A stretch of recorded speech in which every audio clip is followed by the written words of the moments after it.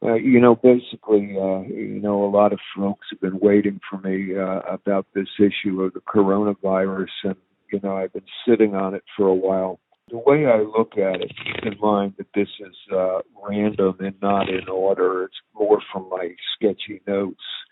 But, talk about salvation. We're right now, we're looking at a clock ticking and toward two things. Number one is the spring. The spring is the time that most of any kind of flu begins to, go back into its dark winter haunts, so to speak. If we can make it to spring without a major pandemic breaking loose, as far as I'm concerned, it's already on its way. But that'll give, the gods of science and medicine time to develop a vaccine that no doubt by the time next fall rolls around, we'll be able to, short circuit this whole pandemic thing. But, the big concern I have is that if it does go into a full-blown pandemic, and right now, to tell you the truth, I'm not sure if this is just a warning from the earth of what's going to come or a full-blown pandemic. And, I consider, like grandfather did and many Native Americans do, that the earth is a living entity. And when she gets sick, and sickness in this case is a way overpopulation in people, is going to do what she did with the Spanish flu and kill thousands upon thousands of people. And like grandfather always said, in wilderness lies salvation, and seek her safety. And that's why he repeatedly said that only the children of the earth will survive.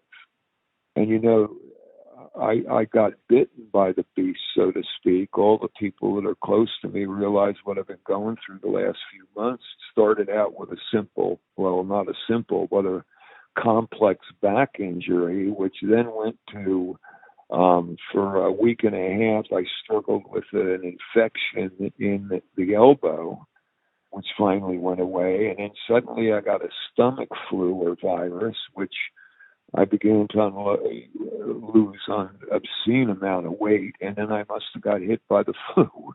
And I'm only now recovering. I mean, literally, I've been 3 to 4 months incapacitated. And I look at it as, the deeper reasons revealed how something simple as a virus can destroy you, where you're not even thinking clearly, you're not functioning. Your muscles are virtually atrophying, and basically that's what happened to me. Granted, now I'm on the mend big time, but I don't believe that things don't happen for a reason. It showed me what the flu could do. It's been a while since I've ever had it, but it also gives me a real big wake-up call about preparations for this beast that is waiting in the outside the United States, in the United States now, and hopefully it doesn't get any further than the spring. But anyway, let me give you some random thoughts I have about it, just to alleviate some of your tension and concerns. If you're not extremely concerned, I'd be surprised if you're even human. The only reason you wouldn't be concerned if you live deep in the woods and you don't need to go out into society if this thing hits. But, the preparation should have been done by now. I've been warning about this for 40-some years. And as I always said, and now they're saying on the news media, it's not,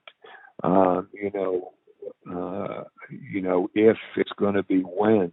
And that's exactly where we're on the verge of now. How far is this going to go?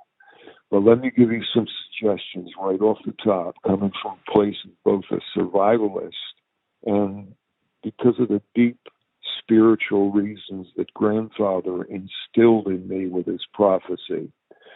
First of all, don't wait. Put up food. non-perishable. And if you're worried about the cost, just keep recycling it through your normal food supplies so that they don't go expired, so to speak.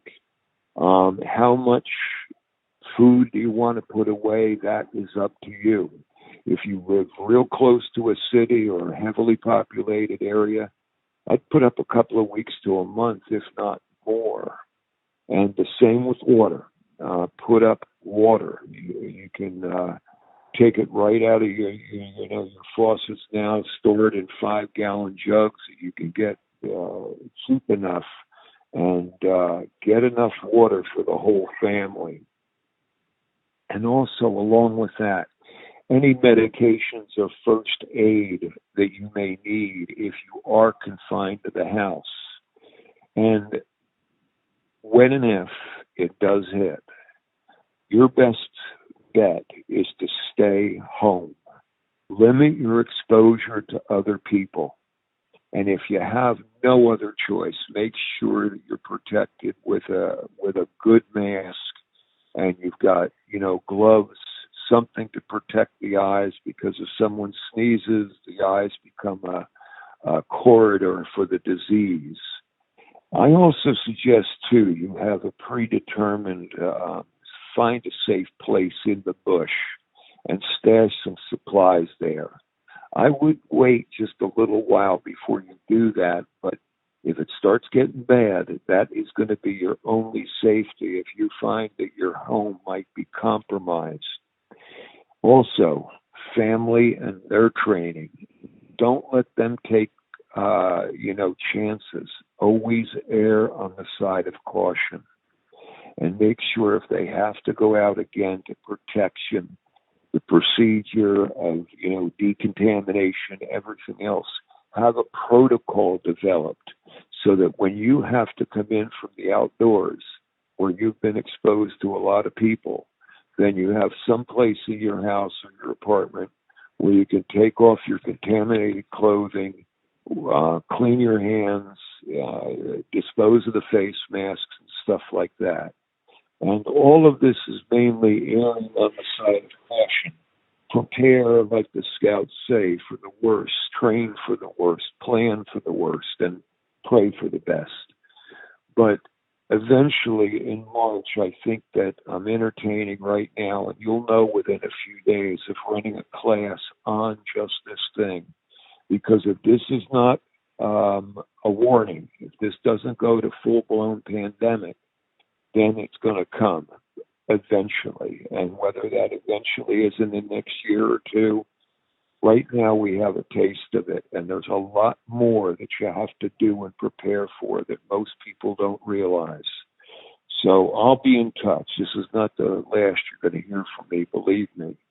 But I'll be opening that class up in March very quickly. All right, guys, thanks a lot. And please stay safe. Pray for each other.